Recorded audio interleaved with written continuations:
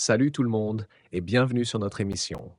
Aujourd'hui, nous allons analyser en profondeur la finale de la Ligue des Champions où le Real Madrid a triomphé face à Dortmund avec un score de 2-0. Les buts marqués par Carvajal et Vinicius ont scellé la victoire pour Madrid. Nous passerons en revue les performances individuelles des joueurs des deux équipes et fournirons des recommandations spécifiques pour l'entraînement et des conseils de coaching pour chaque joueur. Restez avec nous jusqu'à la fin pour des informations précieuses. Commençons par examiner les tops et flops du Borussia Dortmund en analysant chaque joueur clé. Parlons d'abord du gardien allemand, Gregor Kobel. Ce qu'il a bien fait est remarquable. Il a réalisé 4 arrêts cruciaux, maintenant Dortmund dans le match malgré les assauts répétés de Madrid. De plus, il a bien organisé sa défense, donnant des instructions claires et motivant ses coéquipiers. Cependant, il y a aussi des points négatifs. Sa précision de passe à 80% a parfois exposé son équipe aux contre-attaques. Il a également montré quelques hésitations lors des sorties sur les corners, contribuant à l'ouverture du score de Carvajal. Analyse. À sa place, j'aurais travaillé sur la précision de mes passes pour éviter les pertes de balles dangereuses. J'aurais également été plus agressif dans mes sorties pour sécuriser les ballons aériens. En tant que coach, je conseillerais de travailler sur la prise de décision rapide et la communication avec les défenseurs pour améliorer les sorties aériennes.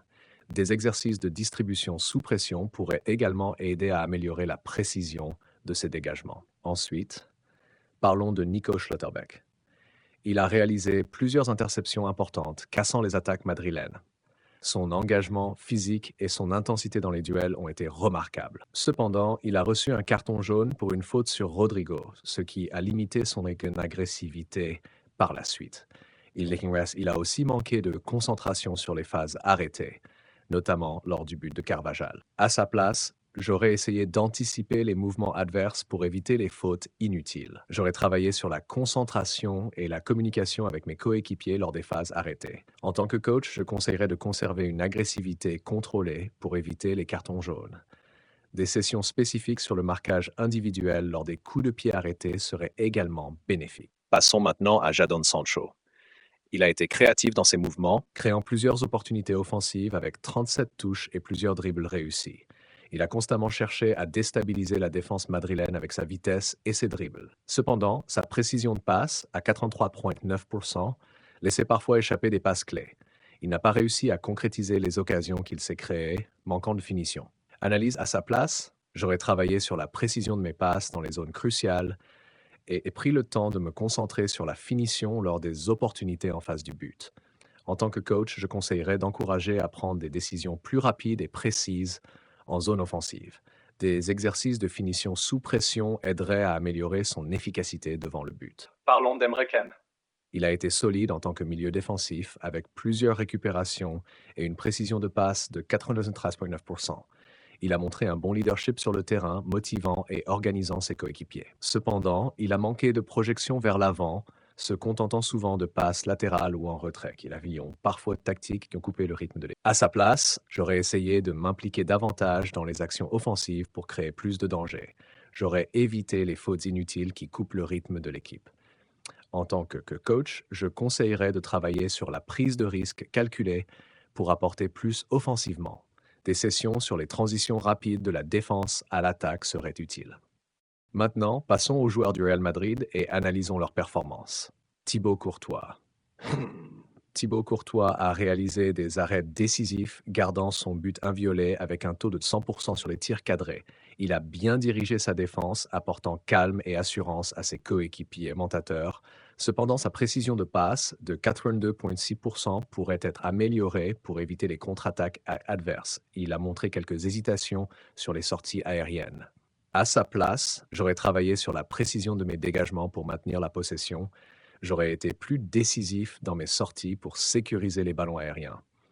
En tant que coach, je conseillerais de renforcer la communication avec les défenseurs pour améliorer les sorties. Des exercices de distribution sous pression seraient bénéfiques. Dani Carvajal a marqué un but crucial sur une phase arrêtée, montrant son efficacité dans les situations clés. Il a bien contenu les attaquants de Dortmund, avec plusieurs interventions clés. Cependant, il a reçu un carton jaune, ce qui a limité son agressivité défensive par la suite. Certains de ses centres n'ont pas trouvé preneur, réduisant les opportunités offensives. Analyse.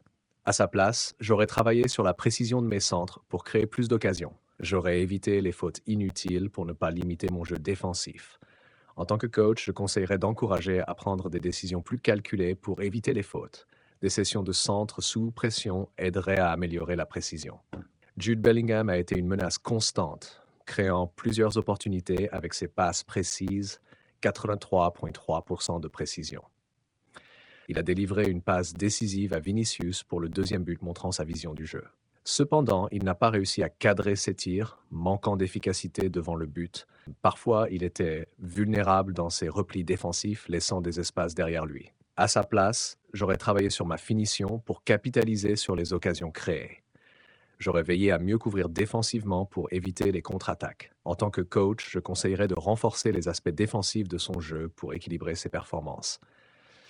Des exercices de tir et de repli défensif aideraient à améliorer son jeu global. Vinicius Junior a marqué le second but, scellant la victoire de Madrid avec une finition clinique. Il a constamment mis en difficulté la défense de Dortmund avec ses dribbles. Cependant, sa précision de passe de 67,7% laissait parfois échapper des opportunités de passe décisives. Il a reçu un carton jaune, limitant son agressivité offensive. Analyse. À sa place, j'aurais travaillé sur ma précision de passe pour créer plus d'occasions. J'aurais évité les fautes inutiles pour maintenir mon influence offensive. En tant que coach, je conseillerais de travailler sur la prise de décision rapide et précise en zone offensive.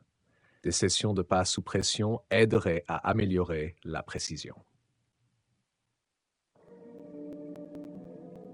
Cette analyse détaillée des performances individuelles met en lumière les forces et les faiblesses de chaque joueur clé, tout en offrant des recommandations sur les aspects à améliorer pour maximiser leur impact sur le jeu.